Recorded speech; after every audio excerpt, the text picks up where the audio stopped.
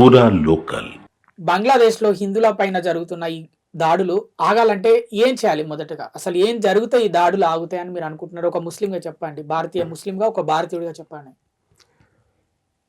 నేను ఈ విషయంలో చెప్పదలుచుకున్న విషయం ఏమిటి అంటే, ఈ ఘర్షణలు, గొడవలు, కొట్లాటలు ఎలాంటి వ్యక్తులు చేస్తారు అంటే, ఎలాంటి జాబ్స్ లేని వాళ్ళు, వారిపై ఎలాంటి బాధ్యతలు లేని వాళ్ళు, తినడానికి తిండి లేని వాళ్ళు బయటికి వచ్చేసి, ఇప్పుడు ఎలాగైతే దొంగలను చూస్తాం మనము, ఒక దొంగ దొంగతనం ఎందుకోసం చేస్తున్నాడు అంటే, వాని దగ్గర తినడానికి తిండి లేదు కాబట్టి దొంగిలించుకొని మరీ తింటున్నాడు.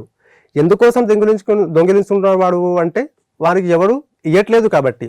ఒకవేళ ఎవరైనా ఇస్తే వారు దొంగతనం చేస్తారా అంటే దొంగతనం చెయ్యరు. అలాగే ఇక్కడ కూడా పరిస్థితి ఉంది.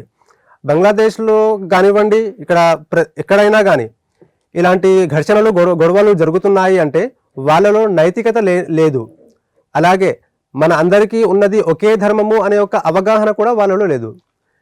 ఒక మానవునికి చంపితే ఎంత పాపం ఉంది అనేది ముందుగా ముస్లింలకు అర్థం అవ్వాలి. ఖురాన్ గ్రంథంలో మనము 5:31లో చూసుకుంటే, మన్ కతల నఫ్సం బిగైరి నఫ్సిన్ ఔ ఫసాదిన్ ఫిల్ అర్ది ఫకఅన్నమా కతలన్ నాస జమీఆ అని ఖురాన్ గ్రంథంలో రాసి ఉంటుంది. 5:32 చాప్టర్. దీంట్లో ఏం చెప్పడం జరుగుతుంది? దేవుడు ఏం చెప్తున్నాడు అంటే, అకారణంగా మీరు ఏ ఒక్క వ్యక్తినైనా చంపితే దాని యొక్క పాపం ఆ ఒక్క వ్యక్తిది కాదు, పూర్తి సమాజాన్ని చంపినంత పాపం మీకు ఉంటుంది అని దేవుడు హెచ్చరిస్తున్నాడు.